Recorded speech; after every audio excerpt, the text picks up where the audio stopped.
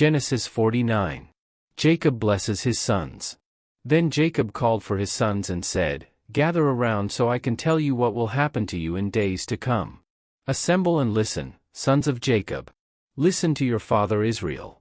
Reuben, you are my firstborn, my might, the first sign of my strength, excelling in honor, excelling in power. Turbulent as the waters, you will no longer excel. For you went up onto your father's bed, onto my couch and defiled it. Simeon and Levi are brothers. Their swords are weapons of violence. Let me not enter their council. Let me not join their assembly. For they have killed men in their anger, and hamstrung oxen as they pleased. Cursed be their anger, so fierce, and their fury, so cruel. I will scatter them in Jacob, and disperse them in Israel. Judah, your brothers will praise you. Your hand will be on the neck of your enemies. Your father's sons will bow down to you. You are a lion's cub, Judah. You return from the prey, my son.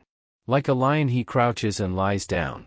Like a lioness, who dares to rouse him?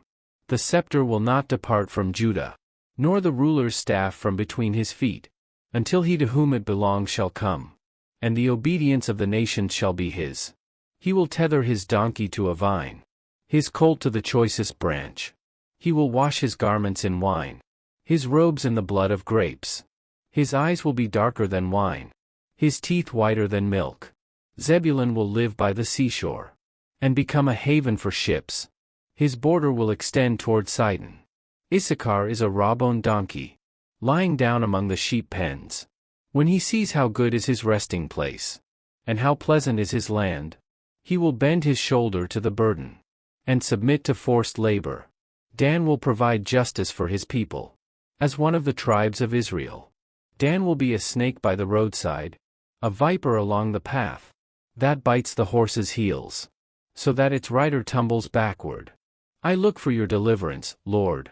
Gad will be attacked by a band of raiders, but he will attack them at their heels. Asher's food will be rich.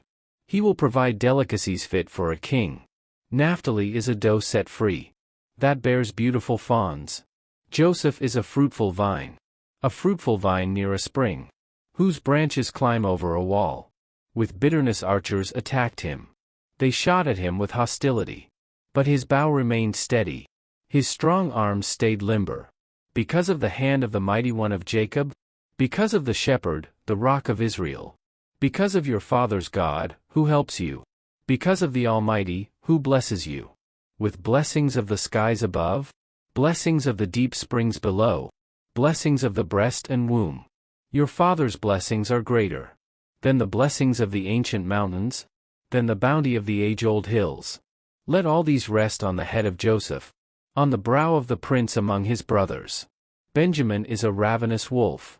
In the morning he devours the prey. In the evening he divides the plunder. All these are the 12 tribes of Israel, and this is what their father said to them when he blessed them, giving each the blessing appropriate to him. The death of Jacob. Then he gave them these instructions: I am about to be gathered to my people. Bury me with my fathers in the cave in the field of Ephron the Hittite, the cave in the field of Machpelah, near Mamre in Canaan, which Abraham bought along with the field as a burial place from Ephron the Hittite. There Abraham and his wife Sarah were buried, there Isaac and his wife Rebekah were buried, and there I buried Leah. The field and the cave in it were bought from the Hittites. When Jacob had finished giving instructions to his sons, he drew his feet up into the bed, breathed his last and was gathered to his people.